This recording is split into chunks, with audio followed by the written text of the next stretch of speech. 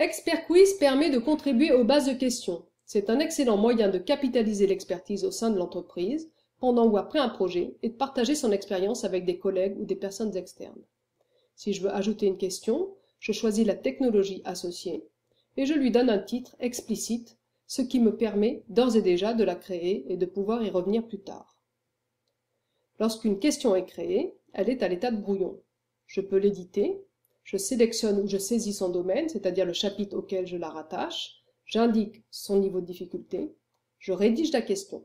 Je peux y intégrer du code source en utilisant une syntaxe très simple appelée Markdown.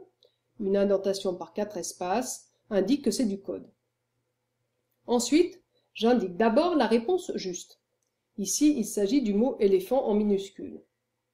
Puis je définis des réponses erronées en faisant attention de ne pas créer des réponses trop évidentes. Je propose dans mon cas éléphant en majuscule et 2 autres réponses possibles. Ces réponses seront présentées dans un ordre aléatoire au moment du test pour éviter le par cœur.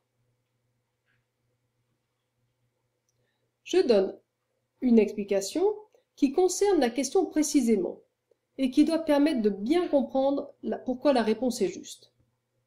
Enfin, la règle que j'indique est une information plus générale sur le sujet. Elle fera partie des rappels de cours qui seront présentés à l'utilisateur lors de ses révisions.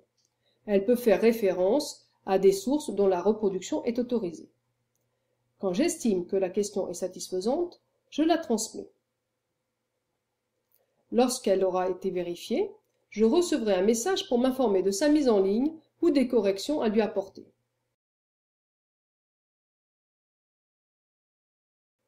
J'ai choisi d'utiliser la contribution d'Expert Quiz tout au long du projet, comme un outil de capitalisation.